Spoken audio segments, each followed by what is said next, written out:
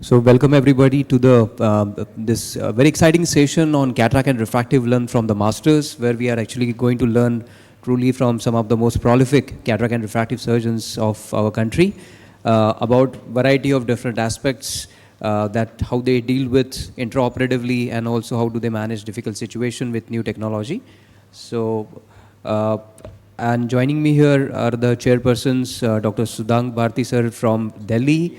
Co-chairing this session are Dr. Mahipal Sachdev sir from CFS. He's the he's the MD of CFS Group of Eye Hospitals. We are waiting for Dr. Jeevan Titial sir for being the convener, and joining us are also Dr. Sri Ganesh from Netradhama Eye Hospital, Bangalore.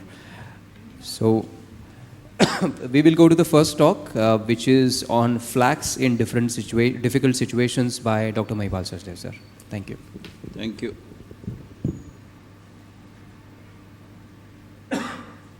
Well, I'll be talking about flax in difficult situations, and I've been using the flax technology for almost 10 years now, and about 80 to 90% of my procedures are being done under flax. Yeah.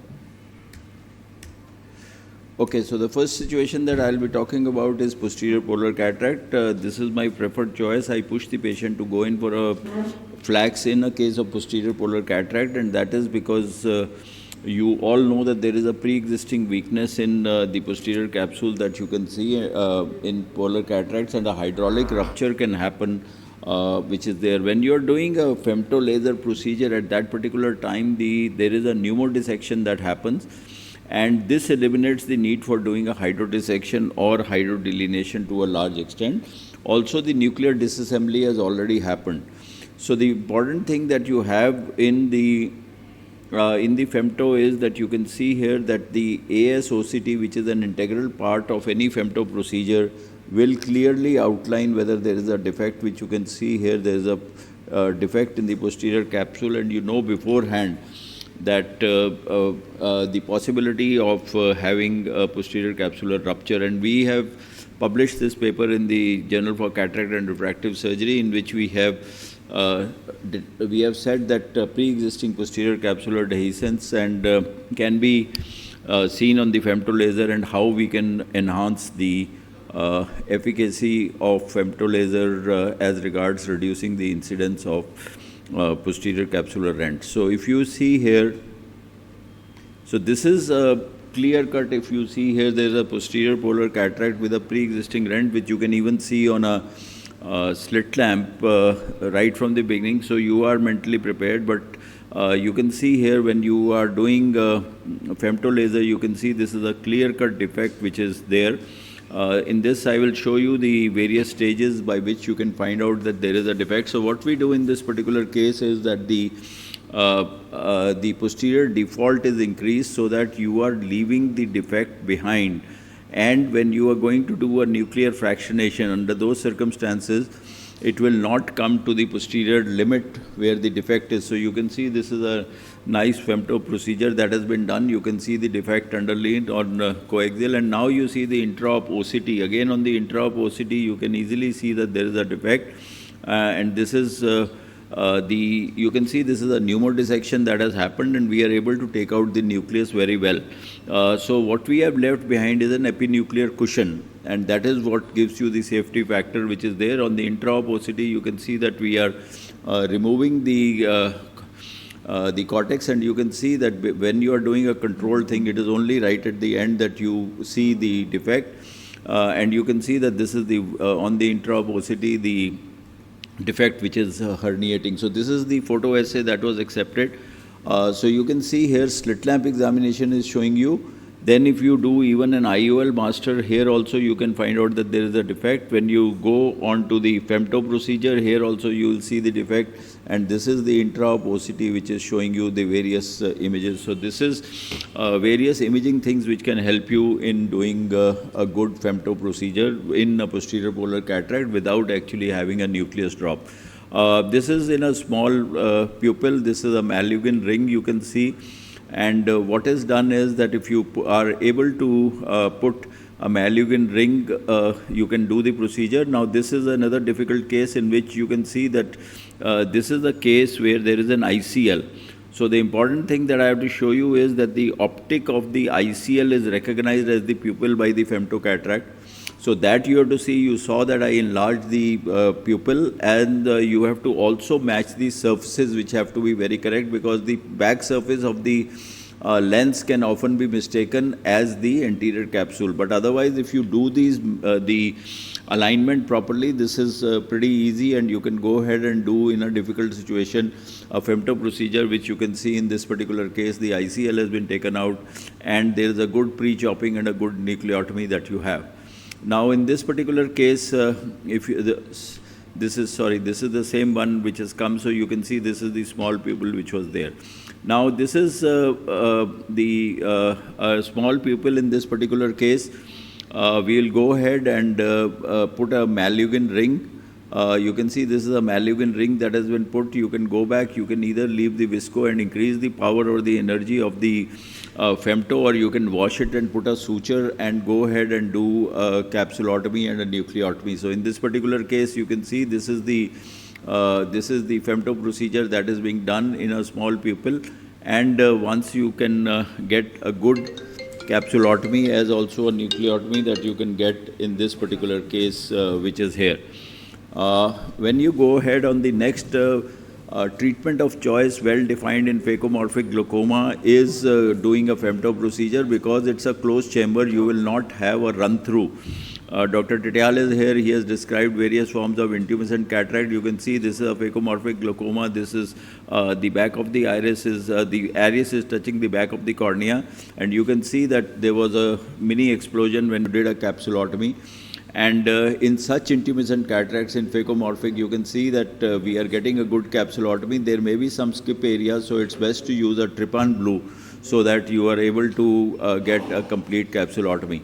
Rock hard cataract is another difficult situation where you can see that one, you get a good capsulotomy. The second thing is that as long as the cataract is not white, you are able to get a separation. So all that I am trying to show you, can you see these bubbles coming through? And you can see this, that there is a fractionation in a black cataract which is there. So even in a rock hard cataract, the femto adds and aids in reducing the phaco time which is there. This is just a case recently done. This is a traumatic mydriasis. You can see in this particular case, despite a subluxation which is there, these are sphincteric atrophies which are there. You can see that subluxation. This helps in giving you a good kind of a good capsulotomy. The nucleus removal can be easy, which you can see. We are doing a good nucleus removal. You can put an endocapsular ring. You can put an IOL, and this is an 4-throw pupilloplasty that we have done. This is the first one, 4 throws. You can see this is a pupil becoming regular. This is the second one that you do, and you can see that it's a good outcome for this particular patient. So flax in a subluxated cataract can also help. This is again a post-traumatic large subluxation. In this, in the earlier one, we didn't use any posterior approach, but you can use a posterior approach. This has again been published.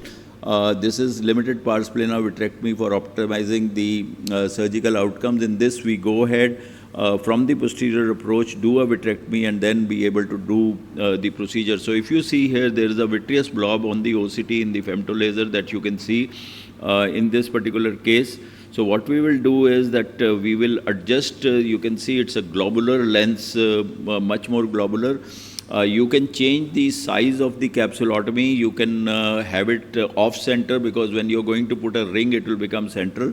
In this particular case, I have had my retina colleague go in from the pars plana route, put triamcinolone, whatever vitreous is there, remove the vitreous. Because of the femto, you were able to get a good capsulorhexis without a problem. Putting in an endocapsular ring in this particular case, because it's a nucleus which is pre-chopped, you can easily go ahead and remove the nucleus material which is there, because that has been disassembled. And now once you have done that, you can go ahead and with a bimanual remove the cortex, and once the cortex is removed, go ahead and put the intraocular lens. So this is post-traumatic subluxation 3-piece lens. So friends, I have been able to show you various difficult situations, and as the technology of femtocataract has evolved, it has found widespread use in complex cases. And I would say that it's time to take a leap of faith and switch over to the power of femto and get good results in difficult cases.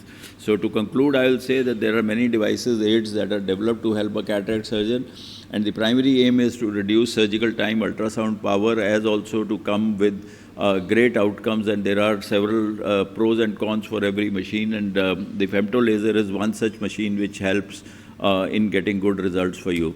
Thank you very much for your kind attention. Thank you.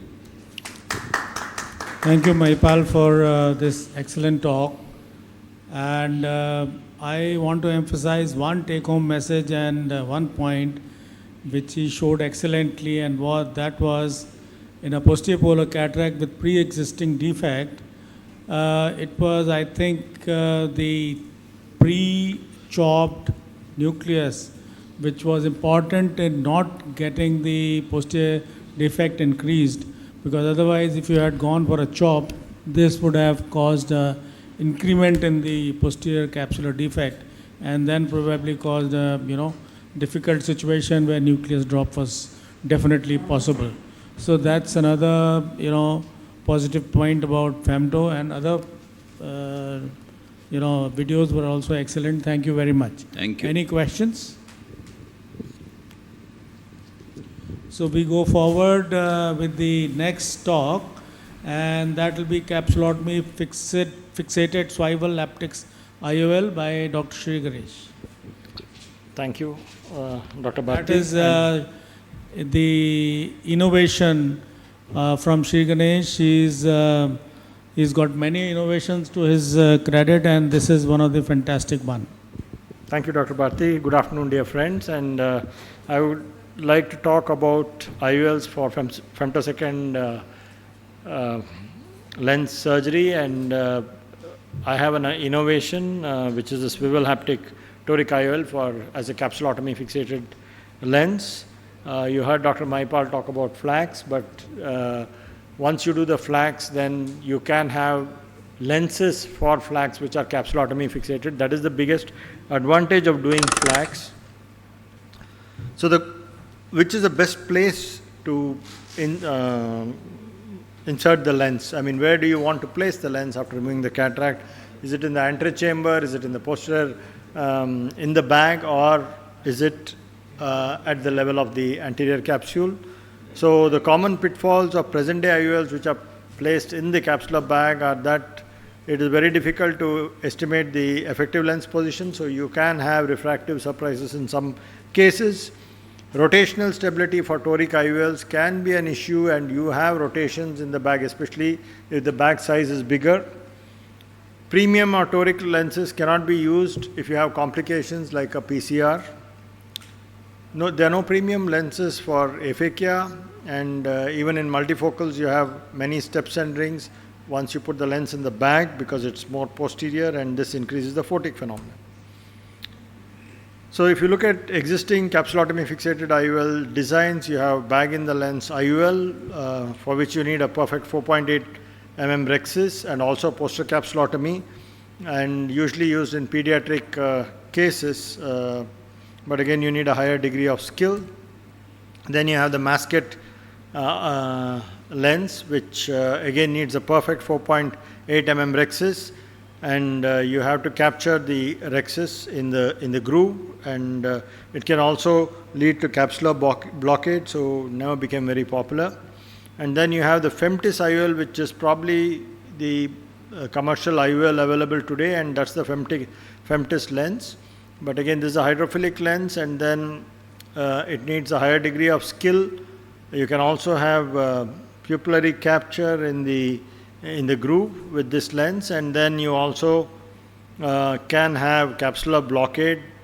It is difficult to remove the viscoelastic once you have captured the lens in the capsulotomy, and again you need a femtocapsulotomy perfect 4.8. So one day I was riding my bike and then thinking about capsulotomy fixated IOLs. I stopped the bike, put my stand, and I had a eureka moment. Why not have a pair of swivel haptics which swivel over the capsulotomy and capture the capsulotomy? And so I designed the lens. Now we have a new and improved toric design. Oops. Sorry, let me look at.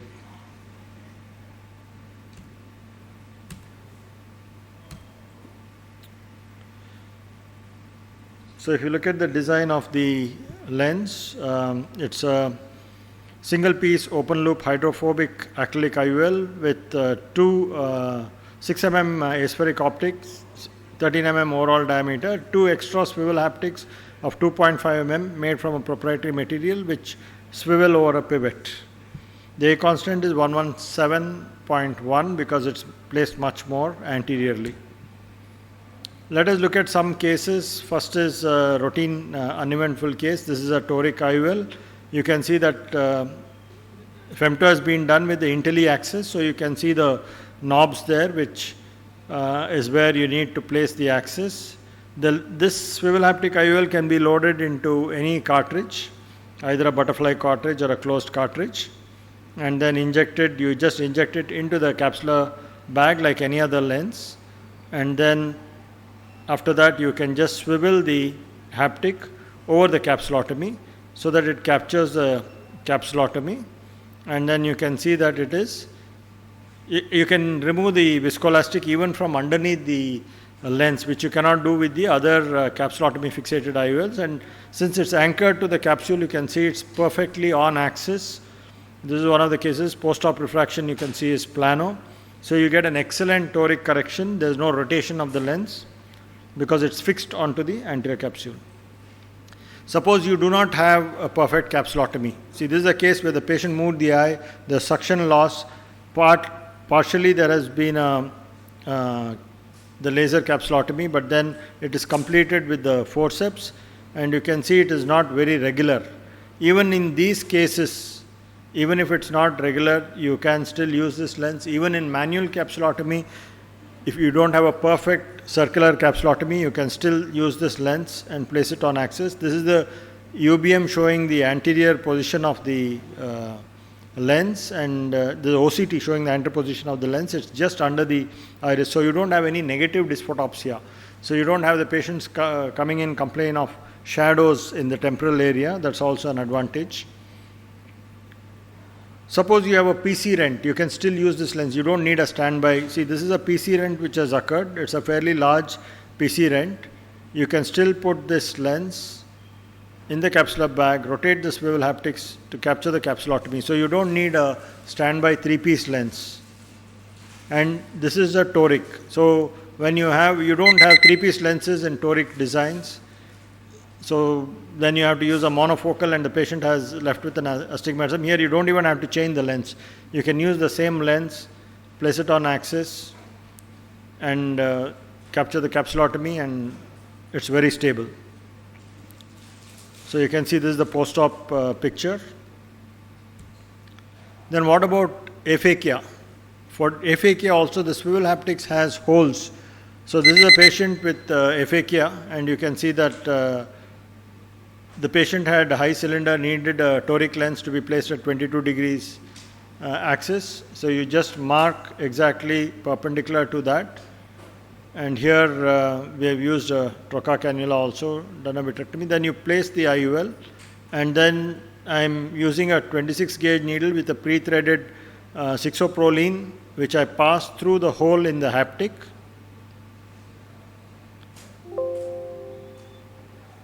And then you can do the 4-flange technique. You bring it out, and then you flange the proline, pull it, and then you can flange the external. The other side again can be flanged. You put in the 26 gauge needle, then flange it, the other haptic, swivel haptic, and then when you pull it, you can see that the lens centers very well, and then you can see that it is on axis here. You can see that marking on the toric lens, which is perfectly aligned to the axis, and then you can do the external flanging so that you have a toric IOL which is well placed, corrects astigmatism, and is on axis. So this is also a case of Marfan syndrome, extreme subluxation, and these are cases, this patient had 2.5 diopters of cylinder, and these are cases which are difficult to manage. Here, of course, I went in, did a capsulorhexis, but these are cases you don't want to use an endocapsular ring and then fix the ring with the CTS, because over a period of time, after 8 years or 10 years, there can be a progressive subluxation. Even if you use Gore-Tex, the other side becomes weak and it can move. So here, basically I just use a capsular hook, remove the lens material, then I remove the capsular bag. So it is aphakic, and then I use my lens.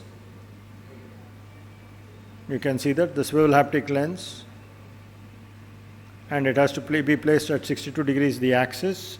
So perpendicular to that, I put in the pre-threaded Prolene sutures, pass it through, and then pass it through the hole in the swivel haptics from above below, bring it out through the main wound, flange it. The same thing is done on the other side for the other swivel haptic. The pupil is also coming down, but it doesn't really matter as long as you can pass the Prolene and then flange it. And then you just put in the haptic there and flange do the external flanges and bury the flange subconjunctivally, and you can see that it's on axis. So even in such a case, this patient had an uncorrected vision of 6/9 with a good cylinder correction. So this is a lens which can be used for different situations. You don't need a backup lens. So even if you don't have a bag, you can use this lens. Rotational stability is excellent. For toric IOLs, you can either use a manual or femtocapsulotomy. Better centration, less tilt, no special instruments or training required to use this lens, and relative anterior position and fixed ELP, so refractive results are stable, no negative dysphotopsia. You can use it in complex cases, even if you have a PC rent or holes in the haptic, you can do a scleral fixation for aphakia or even ZE. And of course, in the future, we plan to have multifocal designs, and in the multifocal design also you will have less rings, so less dysphotopsia. You can also center the IOL to the visual axis in the cases of large angle alpha, and use multifocals even in large angle alpha. So that is my innovation. You can use monofocal, toric, multifocal, any design on this platform. Thank you very much for your attention. Thank you, Shri Ganesh, for this wonderful talk and demonstration of the new lens. It of course does not need the special instruments, but I think it needs special skills to use it. You just have to rotate the swivel haptic, so that is a little bit of a manipulation which you need to do. Yes. With two dialers, but I don't think it's too difficult. Doesn't look like in your hands, but I'm sure it is. Not as easy. But it's much easier than the other capsulotomy fixated lenses. Yeah. Agree. So how soon you are going to launch it in commercial? We are just waiting for the commercial approval. We have got approval for as an investigational device, but once we get the commercial approval, then we start the multicentric trials, and then we can send it for CE approval and then commercialization. Sri Ganesh sir, what is the length of this ferrule? It's 2.5 millimeters, the haptic. The haptic, from the haptic, the 6 and then 2.5. So total it will be 8.5 if you measure. About 8 millimeters, because it's within the haptic, within the optic, at the edge of the optic. Yeah, small. So when you are just flanging, so suppose if it is too loose. You can get a decentration, so you need to center it, and that's why I don't flange immediately. I put the other one also, then I center it, and then I flange each. So one question, in initial, earlier times where AC lenses were used, say, 30 years back, we had Sputnik lenses from Fyodorov. And I remember after one light surgery, the pupil inadvertently was dilated with atrophy. And the IOL was next day in the case. So if the pupil dilates beyond 8.5 millimeter in your case. No, this is fixed to the capsulotomy, so it does not matter whether the pupil dilates or constricts. No, you used it as a scleral fixation. Scleral fixation, again, it's fixed to the sclera. Fixation. No, it's not pupillary fixation. The Sputnik lens was pupillary fixated, so you couldn't dilate the pupil. That was done after intracapsular cataract surgery, so it's a difference. At that time, extracapsular was not invented. Anyway, thank you, wonderful talk. Thank you. And congratulations. Thank you. And now I'll invite Professor Tityal. He'll be talking on posterior cataract enhancing safety.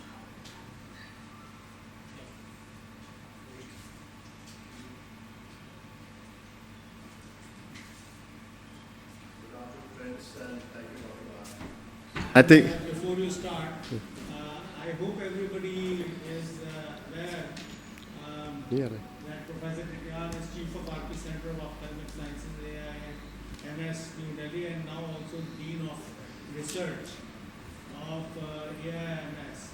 So that's the most recent achievement. Congratulations on that. I want to be in a AIOS platform also. They require help for everybody there, to make sure that I'm of some value to AIOS also. Okay. Allowed, no? ऊपर तो चल रहा था. Thank you very much. And good afternoon, friends. And indeed, we had a terrific talk just before me. Dr. Mahipal and Dr. Sirignes talked about innovations. And that innovative lens can be only put if you do a good surgery in a difficult situation also. And one of those is a posterior polar cataract, where things can be very difficult. We all know that chances of a posterior capsular dehiscence during every step of phacoemulsification is there, and it can range from 0% to 34%. And with experience, that will decrease. But experience will be basically how to examine your patients clinically before doing surgeries. So it's important to look for what are the risks in those cases. What are various things we look for? We look for how big is a posterior polar disc. Larger the disc, more chances of a rupture happening in these cases. Harder the nucleus, more chances of posterior capsular rupture. So these things has to be assessed very nicely with a real-time examination. And if you have this type of appearance, this indicates that you have an open posterior capsule in this posterior polar cataract. So risk-wise, you have to assess your patient. Accordingly, you have to image these cases and harder the nucleus, as said. So there are two ways to look into your patients, which can give you an actual three-dimensional picture of a cataract morphology. So you can do anti-segment OCT before surgery, and you can do an intra-op OCT if you have a microscope which has attachment to intra-op OCT, or if you are using a femtosecond laser, as Dr. Mahipal nicely showed, you can have OCT in those cases also and see how it looks like. This is one example of anti-segment OCT imaging of posterior polar cataract. So this is the entire disc, the depth of a posterior polar, and this is the size of a disc of posterior polar cataract. What we are looking for is the clearance between the posterior polar disc and the posterior capsule, and the clarity of visualization of posterior polar cataract throughout the area of disc area. So according to that, we have classified these cases as difficult scenarios, and this is one publication from our center done by one of my younger colleague, Dr. Amar Pujari, where we looked into a consecutive 100 cases of posterior polar cataract and done the anti-segment OCT imaging of these cases. And we found that there were three important morphology under anti-segment OCT: conical shape, moth-eaten appearance, and the eclectic shape in these cases. If you have these shapes, these three important shapes, you have a very high chance of posterior capsular opening during your procedure. But if you have routine morphology, then there is a very less chance of posterior capsular opening of these cases. So this is a very important way of looking for any cataract, more so for posterior polar cataract also. But intraoperatively, you can know the dynamics of each step by a OCT in the microscope as such. And we had a similar pictures being picked up in our OCT microscope also, and we have classified them type 1, type 2, type 3, based on the visibility of a posterior polar area. Like this was a type 3 moth-eaten appearance, where you cannot see the posterior capsule at all. So this patient will have a very high risk of a posterior capsule opening, and the disc is also thicker and more denser in these cases also. Therefore, it is important to do a nucleotomy, because that is the most challenging part in a posterior polar cataract, in a safe manner. And this is a technique we have recently described, and it's available in our IGO now. A phaco chop technique, where we do a chop and tumble technique. In that, we do a delineation only, and no rotation is done in these cases. Make sure you have enough cushion of a posterior epinucleus plate. You can see here, this is the endonucleus. This is the epicortical cushion after hydrodelineation, and no hydrodissection should be done in a posterior polar cataract of variety type 2, type 3 or type 4 in such case. So this is a technique of emulsification. What we do, we make a little trench in the center. We have tried to do a delineation in this case, grade 3 nucleus. Do a central chop and take out the one pi of piece from this side, right hand side. The one piece has been taken out. This will give a space for a fluid to complete the internal hydrodelineation, and that will loosen the nucleus in such case. Now this can be tumbled in without rotation.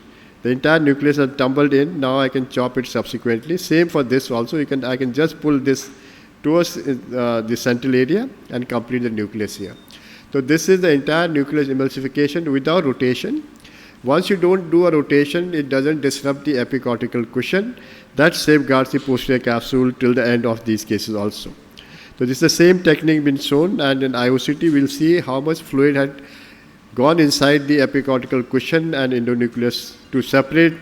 This is the nucleus here. This is the multiple delineations happened in such cases also. So you can do a procedure very, very effectively. So this was the type 4 variety of case where posterior capsule is open. In such cases, this is a type 3 case, moth-eaten appearance you will see in the OCT pixelization, onion peel appearance of around 4 millimeter disc of posterior polar cataract. In such cases, you have to really moderate your phaco parameter. This is the moth-eaten appearance. Do around 4.5 to 5 millimeter rhexis. Do the hydrodelineation here. During this hydrodelineation, the posterior capsule opened up. In posterior polar cataract, you can have a difficulty, or you can damage the posterior capsule integrity any stage, more so in a hydrodelineation dissection here. So you can't rotate the nucleus here. I'm doing the same technique of chop and tumble. Give a space for a fluid to sheep in between the endonucleus and epicortical cushion. Subsequently, you can tumble the pieces with your second instrument without rotation of epicortical cushion, and take out the epicortex towards the end. We know that capsule is open in this particular case here. So never let your chamber collapse. I'm trying to take out my cortex as far as possible. Then I'll take out second instrument and replace that with a cannula with a dispersive viscoelastic to tamponade the opening of a posterior capsule and tamponade the anterior vitreous face. This will also give you access for doing a bimanual aspiration of a remaining cortex and inject the IOL safely here. Never do a wound-assisted insertion. When you have an open capsule, do a inside and then tuck the haptics underneath the capsulation margin. It will go inside the bag. Don't try to rotate vigorously in these cases. Fix the lens. Subsequently, you can still complete in the bag implantation in this scenario of open capsule also. So this all depends on how better you have done the pre-op investigation, OCT pixelization, then manipulating your surgical technique and moderating your phaco power, energy, the flow rate, and maintaining the antechamber integrity throughout. Now, this is a publication, the technique we published long time back with a femtosecond laser. Here also we have done 3 rings of safety and 8 chops. That gives blocks of a nucleus pieces here. And this is the OCT pixelization which tells you that there is a posterior polar cataract in these cases also. So surgery becomes very safe here. So we have a chop here, we have a blocks here because we had done 1, 2, 3 rings here. You'll see here each area, once you split the area, the bubbles will come out. And that will decrease. No hydro procedure has been done in this case. So this is a primary block I'm taking out one by one, no rotation being done. and this is a secondary block of nucleus being taken out. So this is called block by block disassembly of nucleus pieces. Classically, for manual surgery, we have described this as a layer by layer phacoemulsification in a posterior polar cataract. So this is how effectively you can take out the nucleus safely in these cases also. To summarize, how to make your surgery safer for difficult scenarios? One is good examination, good delineation, morphology of your cataract. More so a posterior polar, type of posterior polar picturization is important. Avoid hydrodissection, do a delineation. If delineation is not complete, you can do a complete delineation by a chopping, allow fluid to seep through and it completes the delineation, and do a tumbling type of technique without rotation. Nucleus can be pulled to the center and emulsify better. If you have access to femtosecond laser, nothing better than that in posterior polar cataract, but that gives a pre-rexis, pre-chop, pre-delineation of the phaco, and surgery become very simple in these cases also. As I said, I require your support from the entire belt of Andhra and Telangana and Odisha.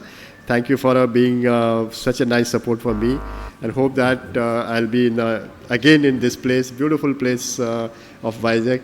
I think this is my second trip. I'd like to come for many, many times. Thank you again. Thank you, sir. Thank you. It was such a beautiful demonstration of, I think, one of the most important challenging cases that all of our delegates, I'm sure, they must be experiencing. When it comes to the use of femtosecond laser technology, so, sir, have you done any study between like manual versus femtosecond laser for posterior polar cataracts? Yeah, this particular pattern we, I think, published 6-7 years back, and in that also we compared the manual subsequent 100 cases. From the femtosecond, there were 40 cases of them, and in both ways we didn't have the significant difference in terms of a complication. That's mainly because it was experienced surgeon doing surgery in these cases, and we understand how to manage these cases also. And if you see the 100 cases we have done of anterior-segment OCT, we have looked into their surgeries and the risk factor. There also, except for those three typical features like conical shaped, ectatic shape, there we had a more chance of rupture. Out of 100 cases, we had around, I think, 4 cases where capsule opened up. Otherwise, it was almost similar in both the groups. But yes, surgery-wise, femtosecond gives a little safety more. You can cushion your, manage your, customize your epicortical cushion there. You can do a pre-chop. So that's a little safety. If you have access to this system, do it with the femtosecond laser. Thank you so much, sir. If there are any other questions from Dr. Bharti, sir, or from any of the delegates? Of course, we understand that posterior polar cataract is a very difficult situation. But majority of times we understand that unless you have done a OCT beforehand, it's really a diagnosis which is more scary. And I would say that more than 50% of such cases are only posterior subcapsular and not posterior polar. So one has to be very clear and diagnose with the OCT that this is really posterior polar, and then take sufficient precautions. And then if you have option of doing it with the femto, then I think the femto is the best option. Yes. Use the mic, sir. What AIOCMTC2 was used, because the regular OCT, even if you use the anterior attachment, doesn't go to the posterior capsule. No, it's a regular anterior segment OCT because that has a better, resolution, and we use both, this. What is the name? I don't. Cassia and AIOCMTC2. The AIOCMTC2 is the microscope. Yeah. That's with the Zeiss microscope. Yeah. It has a slightly lesser resolution than the actual anterior segment OCT we use. This is 5 micron resolution. So regular retina OCT with the anterior segment attachment. Even that can give you a very nice access. We use that also. Is it Vizante, sir? Vizante and Heidelberg also.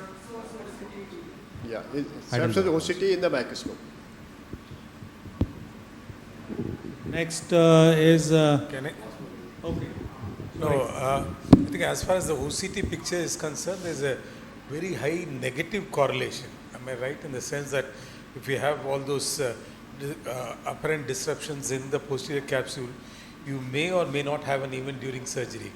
But if the posterior capsule appears absolutely pristine and there's no irregularity, that means the case is likely to go off. As a clinical application, I have been wondering whether, obviously when we do just a hydrodelineation, no hydro dissection, the surgery definitely becomes a little more difficult, takes a little longer. So when you don't have any disruption of the posterior capsule, can we just go ahead and treat it as a routine case and do a hydro dissection and go on with the surgery? That is what we have described. I didn't go through the entire my presentation. If you have a type 1, type 2 of a posterior polar cataract as per the OCT description, there where we can delineate the entire posterior capsule clearly, there I do a routine surgery. I do hydrodissection, delineation, complete surgery in a few minutes. Where I can't delineate the posterior capsule, that means your either disc is very thick, or the nucleus is harder, or the size is bigger. There I am careful. I only do delineation, complete surgery slowly, and then go in. As Dr. Bharti also said, most cases may be like a posterior capsular type. So they have type 1, where you can see the capsule very clearly through anterior OCT. You don't have to worry there. You can complete a surgery like a routine case, become faster and safer.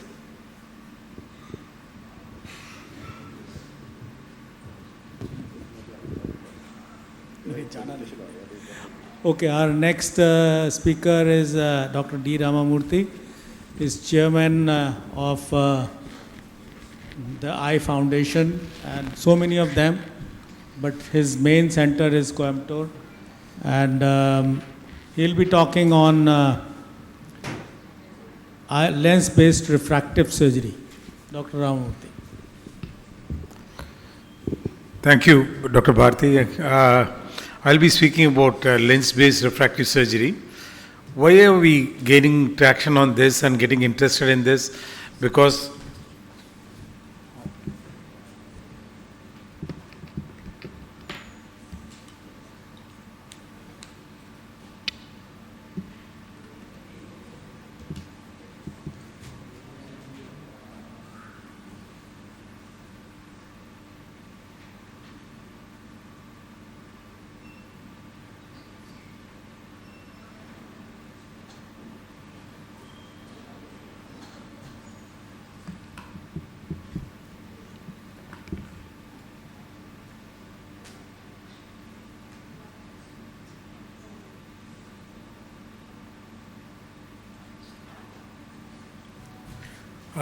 sorry about that.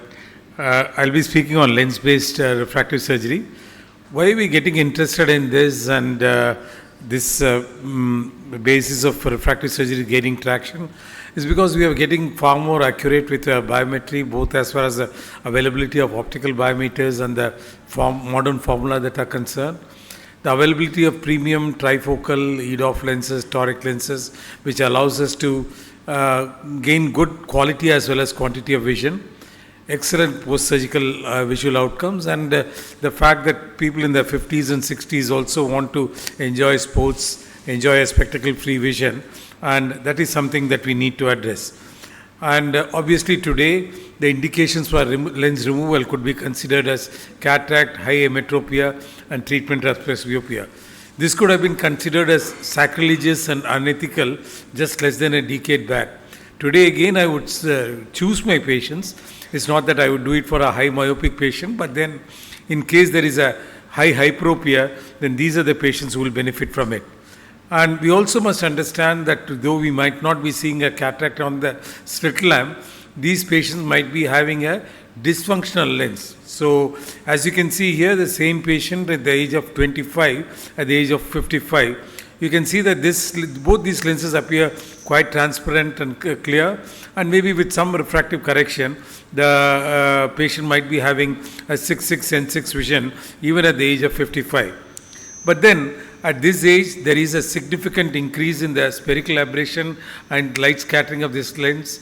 There's a significant increase in lens thickening, refractive index of this lens, and the transparency and the accommodation of power of this lens is obviously less.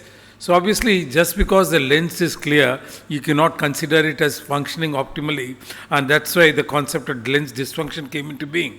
Just to show this, You can see this slide over here, and this is the normal lens of a 25-year-old. This is of a 55-year-old.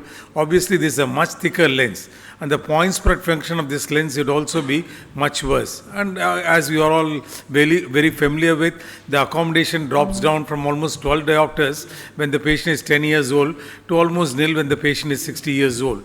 Obviously, so you need glasses for reading. Then there is a loss in contrast, the modulation transfer function, the point spread function, everything deteriorates in these lenses, and hence the need for a better optical system in the eye rather than the natural lens with which the patient was born with. And this can also be quantified by using an eye trace, and apart from various other data that you could get, you can also measure this lens with dysfunctional index, and anything above 5 or above, closer to 10, in a younger patient you will get it close to 10. Anything above less than 5 is considered as a somewhat dysfunctional lens. This is from the internal, from the cornea, which looks pristine. This is the aberrations from the internal optics, and this is the total optics of the eye. So obviously, if you are able to replace this internal optics of the eye, which is dysfunctional, this is the kind of picture that you might end up with. Here again, it's just an aspheric single piece which has been implanted, but you could find that there is a significant improvement as far as the quality of vision is concerned. So the dysfunctional index is nothing else but an objective measure of the internal aberrations, the contrast sensitivity, takes into consideration the pupil dynamics, because larger the mesopic pupillary size, the more more is the impact of the optical aberrations. So though the lens might be clear on the slit lamp, it might be acting like a cataract, and obviously if that's concomitant with a significant hyperopia, replacing the lens would be advantageous to the patient. Before doing this, obviously you would have a good look at the aberrations. These are the internal aberrations, and this is from the cornea, and this is a pristine cornea. So obviously if you are going to take care of the lens and remove it and replace it, the patient is going to be left behind with just the corneal aberration, which seems to be minimal, and that's a good quality of vision. On the other hand, if you come across a situation like this, where there is a significant amount of corneal aberrations, that might be, you might consider, or at least forewarn the patient that subsequent to the surgery, the kind of optical aberration, dysphotopsia, especially if you are placing a multifocal intraocular lens or a trifocal lens, might be quite significant. There used to be a lot of talk about angle alpha, angle kappa, angle alpha being more relevant to cataract surgery and kappa to laser vision correction. But today experience has told us that angle alpha is not that important. Earlier I used to consider anything beyond 0.5 millimeters as a relative contraindication. You very rarely come across patients with angle alpha of more than 0.5 millimeters, and today even if it's up to 0.7 millimeters, I would go ahead and implant a trifocal lens or a multifocal lens, provided there are no other contraindications. So obviously when you are dealing with a hyperopic eye and do a lens extraction, you are also taking care of a shallow AC, the propensity for angle closure, and unlike in highly myopic eyes, the increased risk of RD, CME, CNVM, etc. is not there in these eyes. And unlike in laser vision correction, you would also be minimally inducing higher order aberration so that the quality of vision is well maintained. Obviously, if you are treating eyes with high hyperopia, there are greater chance of choroidal effusion, and that's something we need to keep in mind while taking up these patients. So accurate biometry is extremely important, and immersion biometry by a very experienced optometrist is also good enough. Otherwise, if you have access to one of these modern day optical biometers, that would be the way to go in conjunction with a modern day formula. Again, another point you need to remember is that compared to the velocity of sound especially, this may not make much of a difference if you are doing a laser interference biometry or a strepsils biometry. But if it is an acoustic velocity, it might differ between a clear lens and a cataractous lens, because of which the formula might end up giving us a plus 0.5 or a plus 0.75 hyperopia. So if you are doing a prelex, it might be a good idea to go ahead and induce a minus 0.5 diopters of residual error. So usually when you are doing a prelex, then you have to do it bilaterally. It's a astigmatically neutral incision. We know that most of the incisions of sub 2.4 millimeters cause just about 0.1 diopters of surgically induced astigmatism. In the bag implantation with excellent centration and using lenses which are not prone for posterior capsular opacification and are very well intact in endothelium even post-surgically or all the basic tenets what we observe in good phacoemulsification or laser cataract surgery is extremely important. Just in case you have a situation where residual error is there subsequent to this, again you have promised these patients refractive accuracy. Of course, you would be always telling that there could be an occasional need for glasses. But if it does come up, as you can see in these couple of eyes with the intraocular lens implant in, then you can always do a laser touch-up. And very often, because these patients have small residual errors, doing a transepithelial PRK itself is good enough and the results are quite good. Of course, if there is a larger residual error, especially after primary lens implantation, you could also do a piggyback lenses. This technology has not become available to us, but obviously this is developing, drawing considerable traction in the West. The light adjustable intraocular lenses where you can place a lens and then subsequent to the comfort level of the patient, maybe in a couple of weeks time, maybe after bilateral surgery, you can either touch up one eye or the other to correct astigmatism, induce multifocality, even take care of aberrations, so that post-operatively, depending on the patient's visual results and visual expectations, you can titrate the kind of power that the power or the various other features of the lens that you leave behind in the eye. Obviously, even if I am asked today, what exactly is the type of lens that you want when you have your cataract surgery, I am a little in doubt in spite of the fact that we have been doing cataract surgery for so many years. So, if you can give the patient the choice to titrate the kind of lens they want, subsequent to the implantation, that would be a great way to go. Let's see if this comes up in our professional lifetime in our practice. So, I do believe that the greatest catalyst for interest in PRELEX is the development of multifocal and multifocal toric intraocular lenses, and today it's mostly trifocal lenses. But obviously there are several disadvantages and not to be taken lightly, and it's whatever complication of invasive surgery and intraocular surgery, even a remote complication of endophthalmitis, posterior capsular opacification, possible need for YAC capsulotomy, and that's the reason that you would not consider these in myopic patients, significant myopic patients. And the fact that you're replacing a 5 millimeter natural lens with a 1 millimeter artificial lens obviously gives the eye more space for the vitreous, the capsules to be more mobile, and then the remote chance of CME, retinal detachment, etc. Thank you so much for your kind attention. Thank you, Ramamurthy, for this wonderful talk.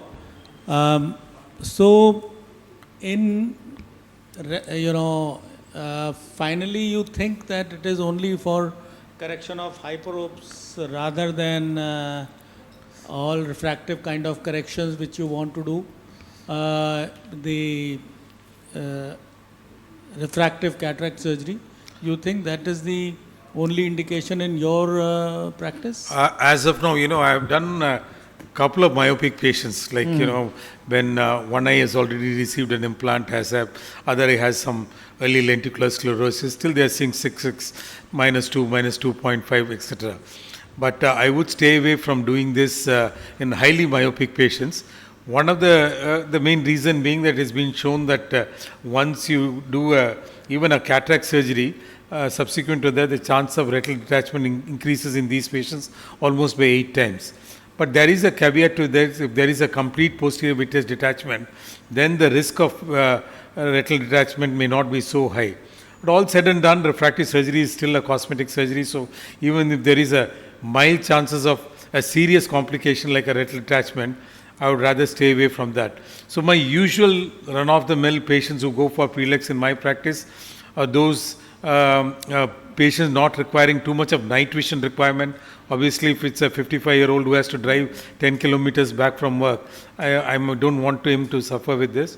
So these are ladies in their 50s, 60s, or men who say that they don't have much visual requirement, but need 2.5 for distance and about 5 diopters for reading. So they are the real happy patients. Okay, because I might have done few hundreds of high myopes in the younger, age, in the age group of 25 to 35. And with IOL implant, with CTR, prior retina management, whatever, if there was required, and then following it up for last many, many years, maybe 30 years plus. And the incidence of detachment in all these cases is not as high. It might be nearly 2 times as much as a normal if you leave them alone in a very high myopes. And the second indication in my cases was wherever there was a very high myopia, especially in all those very high myopia along with astigmatism. So in those cases, astigmatism, management of astigmatism was something which I thought was very important. And also bioptics in many cases where I did, like you also showed couple of cases of LASIK post-cataract and PRK post-cataract.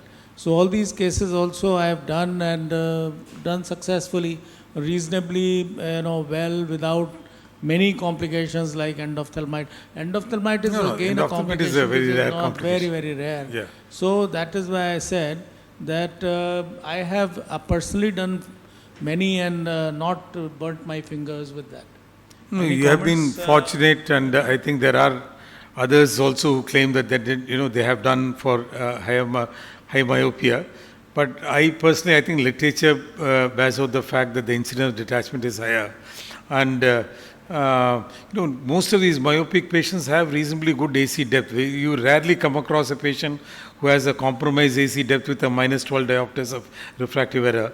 So these patients obviously are a good enough candidates of phakic intraocular lenses. Yeah. And subsequently, when they develop a cataract, you can of course exchange the. That's right. But I think for a -12 or such patients, it's okay to do a phakic, intraocular lens. But I'm talking of patients who have higher myopia, even more than 12. And I have done a lot of them with astigmatism and very high myopes. Any comments?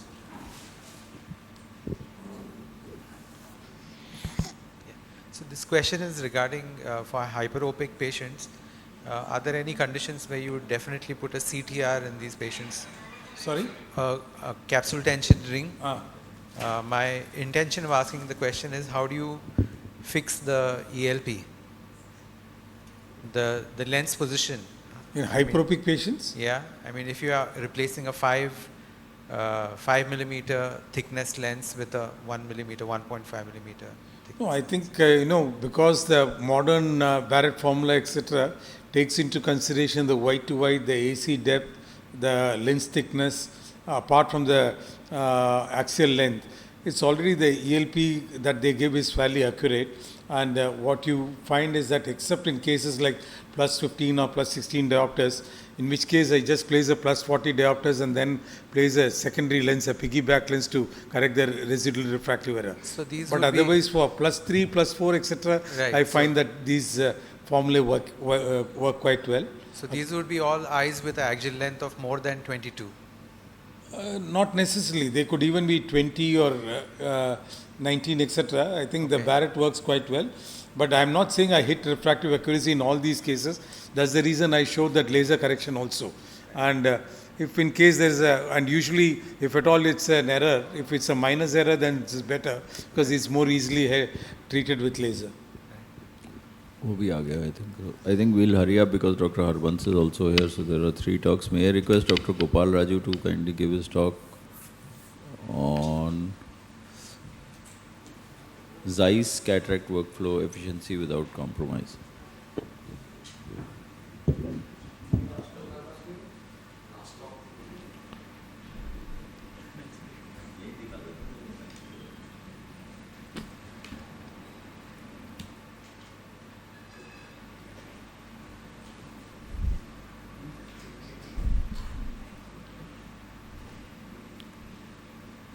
Yeah, good afternoon, all of you.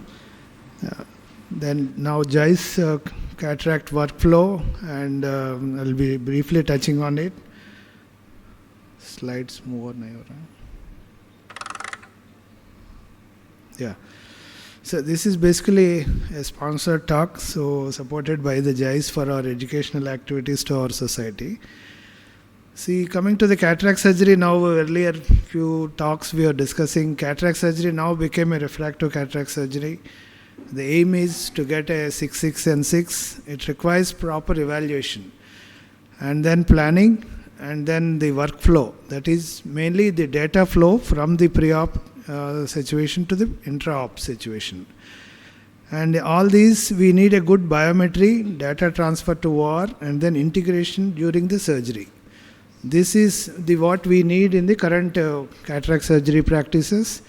Then once it's going to refine, then we can aim at, like what Ramurthy was saying, the refractive lens surgery. Coming to the planning, we require a highly predictability in the postoperative refractive outcome. That means the lowest possible prediction error. And all these things should be precise acquisition of the biometric parameters, like what we were discussing, white to white lens thickness and the effective lens position. Using the optimal formula, the data can be transferred after the calculation between the systems. That means from the OPD system to the OR. And then on the OR, then proper alignment of anatomical sites between the sitting position and then the lying position. One can aim a consistent surgical, location of the intraocular lens. But over and above this, all what we need is a consistent surgical technique and outcome. And all these were provided at present. There are few companies, mainly two companies. One is Alcon and then the other is by JICE. JICE has got the latest IOL Master 800 with all the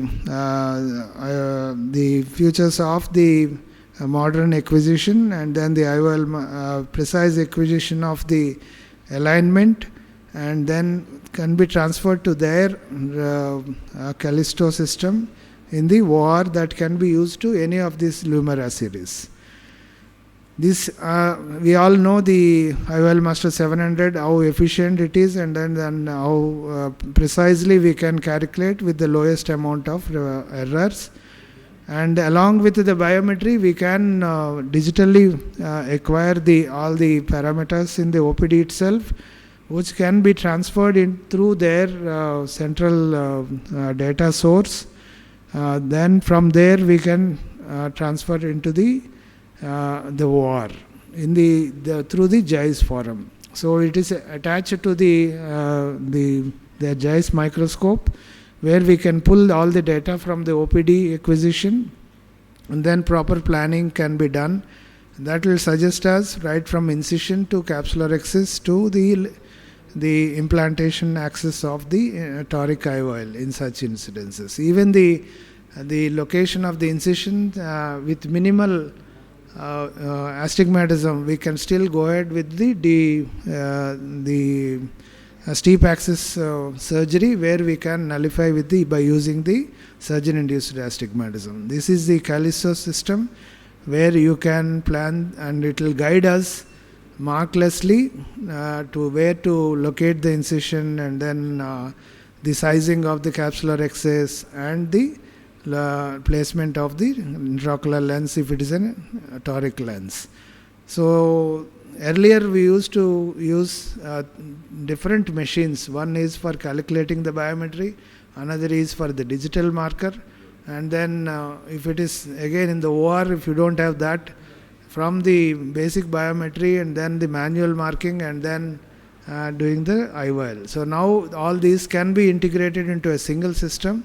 We don't have to shift the patient from one position to another position, and all these. There are several studies which have proved that the IOL rotation is least and the prediction errors are lowest when we use a digital marker when compared with the manual marker. This is how the latest technology of the JICE is available. To summarize, now with one acquisition of the parameters, planning for proper IOL, to have the appropriate anatomical markings on the table for accurate placement of the IOL, That gives us a good visual outcome with least refractive prediction errors, and that gives the entire surgery as the markless surgery. Thank you, sir. Now I invite you all to today's banquet dinner, where we arranged a big screen for the live match transmission also, along with your dinner. Please come and enjoy the dinner. Thank you, sir. It is around 12 kilometers. You can ask for a Uda Park, VUDA, that means Visakhapatnam Urban Development Authority Park, or the Park Hotel on the beach side. So it's besides the Park Hotel. Yeah, Palm Beach, just besides that. Yeah. Thank you, sir. Thank you very much. Thank you very much, Dr. Gopal Raju. Since I think, who's going first, the soft or the hard? The hard, okay. So Dr. Sudhang Bharti. He is president of the society, so he has to give way. Okay. So we'll ask Dr. Sudhang Bharti to talk about femto laser assisted cataract surgery in hard cataracts. Thank you, Maipal, and thank you, President Sir, for heeding to my request that I'll talk first. So President Saab is kind enough, and there's so many talks already on this, so I'll repeat many of things. Flax is particularly useful in all the situations where regular emulsification is difficult, like hard cataracts, subluxated cataracts, zonular deficiency, and also in white intumescent cataracts, where it is very easy to do a good rhexis. And why rhexis done in a closed anterior chamber in case of increased interlenticular pressure, there are little chances of it extending outwards, and lens fragmentation causes tremendous softening of the nucleus, and nucleotomy becomes easy, and that is where it is very comfortable to do nucleus management even in posterior polar cataracts or with the posterior capsular defects. And here it is a hard cataract, as you will see.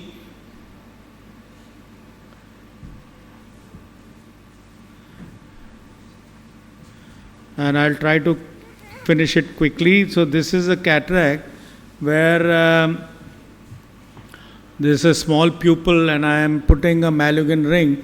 You can put a Malugan ring beforehand, as Maipal showed in his talk, or you can use it at a later point in time if the pupil goes down while you are doing a flax, because quite a number of times the pupil goes down once you have done used a lot of energy in doing flax, and then you can use a Malugan ring in all these cases. And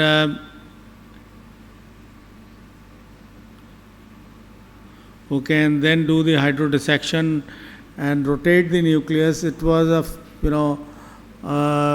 fragmentation of the nucleus in small cubes. So once you have done a good rotation, there's hardly any possibility of leaving any cortical matter behind, because it comes out with this, you can, it's with this kind of nucleotomies, it's like a hard cataract becoming at least 2 or 3 times softer, and I feel that grade 4 cataract, it becomes like a grade 2 or 3 cataract, and it is very easy to divide it, chop it, and then very easy to take it out, even when this is a grade 4 plus cataract. So all these cases, you can comfortably do it without much difficulty. And once you have rotated, the epinucleus epinuclear plate also comes out in one go, and there is very easy situation after the flex. So then you have, and then you have to take the Malugan ring out. So you can take it out in one go by pulling it out straight, or you can take it in the injector and take it into the injector and go ahead and take it out like that. It's not difficult. This is another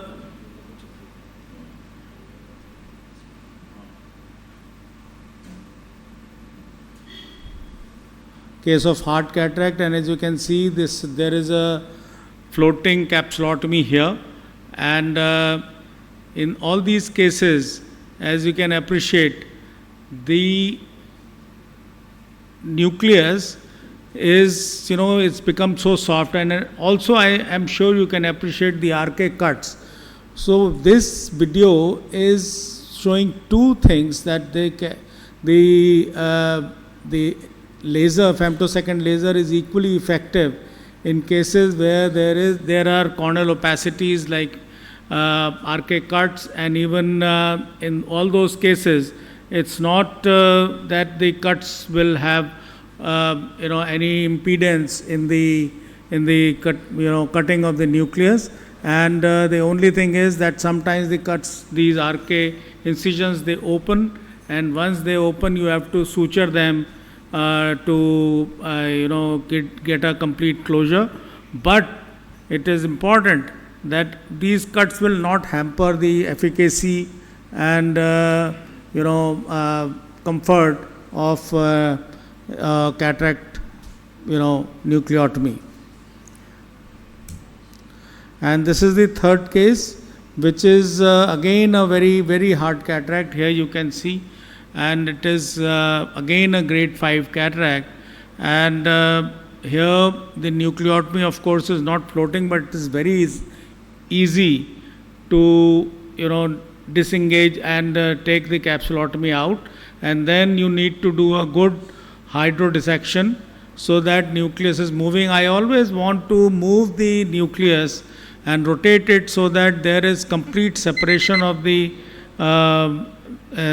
cortical matter from the capsule, and then there is hardly any difficulty in getting this out.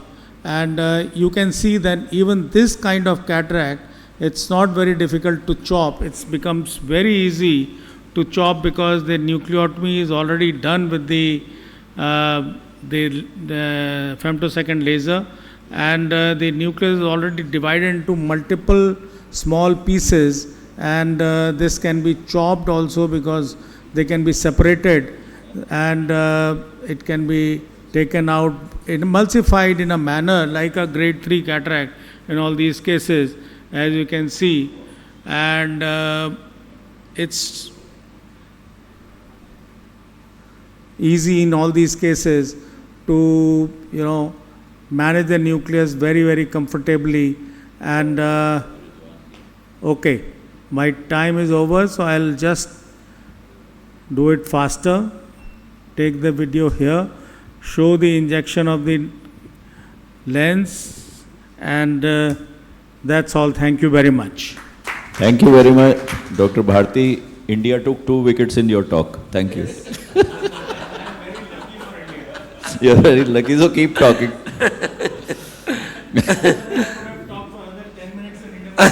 Sorry? I could have talked for 10 minutes more and India could have finished the... Okay. So now let us see Harbanslal's talk, how many wickets we get. Anyway, Pakistan is 168 for 6. So this is the last talk of the day. I will selection whether multifocal, EDOF, premium monofocal, and how to go about it. So if the range of the vision patient wants is 33 centimeter to the infinity, that is achievable with the modern lenses. But there are certain limitations. Even any ocular condition, whether it's a dry, watery eye, corneal, vitreous, retinal, macular, any optic nerve, brain problem, anything wrong with any other system, multifocal lenses may not work well. And these patients have more photic phenomena like glare, halos, and starburst. There is a little bit of a loss of a contrast in the modern lenses, and these are little costly lenses as compared to the monofocal. And any surgeon who is putting a multifocal lens should be competent enough to explant it if patient is complaining. So you have to be expert in explant. And selection of IOL and power depends upon the financial status and the requirement of the patient. Like if the patient wants a distance vision, any refractive error more than -1 or more than +0.5, patient is not going to happy for distance vision. And for intermediate vision, we need that patient, if it's myopic by -1.25 to -1.75 diopter, equivalent to that range of vision is available, he is going to be happy. And the intermediate vision has become over a period of time more important than actually near vision, because most of the people are onto the mobile. Like once I had a patient, I asked whether your mother reads and writes. Doctor कुछ पढ़ती वढ़ती नहीं है. मैंने कहा mobile हाँ सारा दिन candy crush जरूर खेलती रहती हैं. So I mean, in spite of that, there is a lot of use of mobile, whether you are educated or not. So that has become very, very important. And we need to understand that there is central part, what we call as a bullseye. This may be distance dominant, where patient wants a very good vision for distance. It may have intermediate vision, like PanOptics has got the bullseye, which is at 60 centimeter. And then some of the Indian lenses where the bullseye or the central part is for the near. So depending upon the patient's need, you need to select whether central part is whether it is primarily for distance or intermediate or near. And then if we see that, I'll take the prototype of the lens. So let's say the synergy lens gives you from infinity to 33 centimeter. That means addition is up to 3 diopter. Symphony or Vivity gives you 1.5, 1.75 diopter. That means if he is seeing perfectly all right for distance, then he can read up to 45, 50 centimeter perfectly all right in the intermediate range. And premium monofocal is around into 0.5 to 0.75 centimeter of addition. So that means if you correct it, zero emmetropic patient will be able to see approximately 1 meter, 1.5 meter distance things very clearly, and monofocal has got hardly any range. Dr. So Hamad, why? I'm just wondering, when you're taking the next session talk or this session, your talk is on soft cataract. Your talk is in this I thought it's a premium. Anyway, let me continue with this one. So should I switch over? So okay. So anyway, so the thing is that the synergy lenses, if by any chance patient becomes myopic, then his reading distance becomes very close. That means if it becomes -0.25, from 33 centimeter, he will come to 20-25 centimeter and be very, very uncomfortable. While if he becomes a little hyperopic, say 0.25 diopter, he can read up to 40 centimeter or so, but distance vision, because it has got an 8-off lens, will be still 6.6. So that means when you are using a high power lens, you cannot target myopia. You need to have emmetropia, even plus minus 0.25, either way is good. So synergy lens, I usually have to have that. While on the lenses which give you intermediate vision like Symphony and Vivity, if patient wants the absolutely distance vision clear, then we target 0 or even plus 0.12 or plus 0.17 is okay, less than 0.25.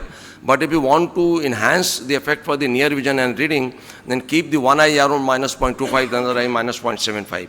So you need to choose whatever lens you are choosing or what patient wants.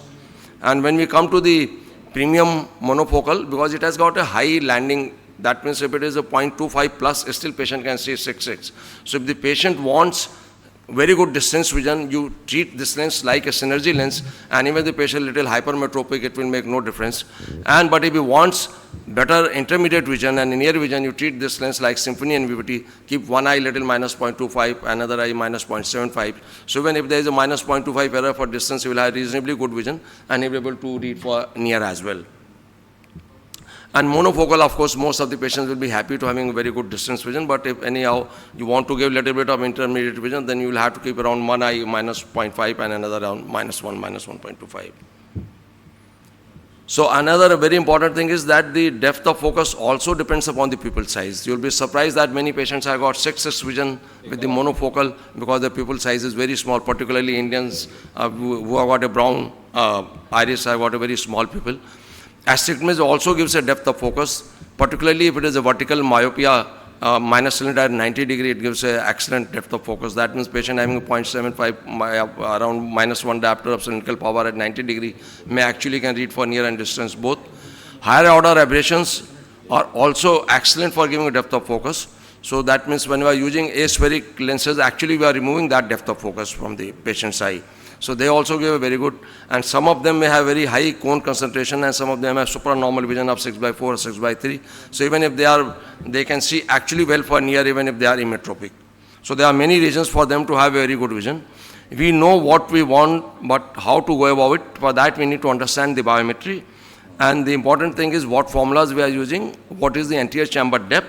Anterior chamber depth is very important in that sense. When we put on an AC IOL, we need say 15 diopter, the PC IOL is around 20 diopter. So as the lens keeps on coming closer to the cornea, it is far more effective. As compared to if the anterior chamber depth is more, probably you need more power for the same, as compared to the anterior chamber depth is less. And whenever you have got any doubt, the refraction has to be taken into the consideration. And astigmatism is again whether you are going to use the multifocal or monofocal. In a monofocal lens, some amount of astigmatism will increase the depth of focus, while in a multifocal lens, the astigmatism cause loss of contrast further, because of the multifocal lens is already losing some contrast, and if you do not correct the even 0.75 astigmatism, he may have a poorer vision. So all these are important in your decision making. So Barrett is my formula to go, but in my chart for the type of a lens, I will have all Barrett, SRKT, Holiday, Hoffer, QL, RB, Haggis, and then try to see what all of them are giving. Very important point to understand is that half a diopter of the IOL power change is 0.33 diopter, 2/3 of that at a respectable plane. So all the biometry, what you will see, 21 is a 0, 21.5 will be 0.33, 22 will be 0.67, 22.5 will be -1. So half a diopter translates into 0.33. It is important when you are going to take a decision. That means when I am choosing a synergy lens, my target IOL choice will be the IOL which gives around -0.10 to +0.23. I will not like to have a more minus in this case. Slightly on the plus side, I do not mind, because the synergy gives excellent near vision. But when I am using Symphony, I will not like to have my target refraction of less than -0.25. That means if I add 3 onto -0.25, the IOL I will choose is which is between -0.25 to -0.58. Same way when I am using monofocal, a patient wants distance, I will take below first minus, that means this will be below -0.33 diopter, and if he wants plus intermediate, then I'll take the second minus, which will be around less than -0.67 and more than 0.25. So premium monofocal will be, the patient has a strong desire for seeing distance, use it as like a synergy. If patient has got a strong desire to have little bit of mobile vision, then use it like Symphony and Vivity, keep them slightly on the minus side. And second eye, depending upon the experience of the first eye, you can fine tune the second eye IOL selection. So just a case scenario, this is a very simple case where all the formulas are giving 19 diopter, there is no confusion, you go and implant 19 diopter for emmetropia, and depending upon the type of lens you can make 0.5 more or less. So I use higher than the highest in cases of the AC is deep, because we know that the lens, if it is on the AC depth is around 4.05, the lens is going to far less effective as it is closer to the cornea. So all the formulas over here are giving 9, 8, 9, 8, so I will still use 9.5 in this patient. And in this case, if you see that what the different formulas are giving 12, 13, 14, AC is shallow comparatively, so I will not go for 14 because the lens may be more effective, I will go for rather 13, and the two formulas are going for the 13 diopter. So it is very, very important when you are using the premium lenses, and in this case the anterior chamber depth is absolutely 1.74, very, very shallow. So in this case, though normally in a high power I usually target little on the minus side, but in this case because the anterior chamber depth is very low, so I'll rather go for 30, while some of the formulas are giving 30.5, and I had chosen around the first minus around 31. If the anterior chamber depth of the same patient was a 3 millimeter or so, I would have gone for 31. 30 little on the higher side, but the anterior chamber depth is less, I'll go for 0.5 less. So this is again, if the patient has got the same 21 diopter power, but if he is a myopic, I'll go for 21. If he is hyperopic by 1 or 2 diopter, I'd rather make this patient use little half a diopter more if patient is hyperopic and I'm getting emmetropic power. So the refraction has to be taken into the consideration. High myopes, again, most of the time these patients will be happy if they are having a little bit of myopia. So in this, all the formulas are given around 2.5 to 1.5 is the emmetropic power. I'll go for +4, which will give it around -0.67 or around -1. So whenever using your premium IOL, you have got to not only take whatever all the formulas into the consideration, you need to take the anterior chamber depth also into the consideration. So monofocal, as I already talked, spherical equivalent, if the patient has got acceptance going for a monofocal, I'll target a spherical equivalent of -0.5 to -7.5 to give them good depth of focus for near. And if I'm going for multifocal or toric multifocal, If it is more than 0.75, even 0.7, I will like to correct that astigmatism so that he does not lose the contrast further. So in nutshell, that biometry reading, we take all the formulas, we take anterior chamber depth into the question, we take a reflection into the question, and we also keep astigmatism in the mind, particularly when we are using the EDOF lenses. So in summary, patients' needs, budget, psychology, profession, ocular pathology, pupil size, astigmatism, all of them play an important role. Target refraction depends upon the patient's need, the type of IOL, and whether you are using the first eye or the second eye. Biometric chart with different formulas need to be analyzed. Anterior chamber depth and refraction has to be taken into the consideration. And all of us know how to explant the lenses if the patient feels unhappy. Thank you. Harbans sir, I was noticing that patient who had the plus 30, the axial length was a manual entry. So what do you do in those patients where the cataract is opaque, and also you would not obviously get the lens thickness? You only have the AC depth, and some of these new formulas like even the Barretts and the Hills. IOL Master actually gives a little longer length. IOL Master you can measure, but lens SR you cannot measure actually. So lens SR 32 millimeter is the upper limit, but IOL Master goes up to 34, 35. Okay. So whenever you are not able to measure on the lens SR, I take the patient to the IOL Master. And then, of course, in certain cases, you have got no choice but to do the manual. No, I mean, like if you wanted to use something like a Synergy and you're not getting axial length on any biometer, because, you know, there are two situations. Synergy is not available less than 5 in any case. So, no. No, I mean opaque cataract, sir. Like, you know, in your patient, you had a manual entry for so the axial length. There is absolutely no problem, absolutely, because all of us have got a LASIK available to us. So a few days back, nearly 6 months back, I operated a patient of VVT toric, and patient had post-op -1 spherical, -1 cylindrical. After 3 months, I corrected that eye, then operated the another eye. So if you have got if there is a total spherical equivalent is 0, then the rotation of the IOL you can correct the astigmatism. And the total spherical equivalent is more than that, that means the rotation of the IOL is not going to help. So then now you have got a choice either to explant or go for the LASIK. So if you do the explant, next time you may not be able to place the lens correctly into the bag if it is a little older, say 1 month or so, there may be some fibrosis and exact axis you may not be able to get. So I rather prefer to do LASIK in these patients than going again. And some of the astigmatism may not be because of the cornea, because over here you are doing a refraction base. So maybe there is a lens tilt, whether there is a retina tilt or whatever may be the region. So once you do a LASIK procedure, you are sure what you are going to do. So in such cases where the spherical equivalent is more, then I do the LASIK procedure after 3 months. And if the spherical equivalent is nearly 0, I'll go for the implant rotation. Thank you, Dr. Harbans. And with this, we come to the conclusion of this session. The next session is already, chairman is already here. So एक session और है भी यहाँ पे. I'll request all the chair people to come and have a picture, including Dr. Harbans. What about the next session's chairman? Can he stay? Oh, yes. Okay. Oh, yes. Come. You're also in the next session, right?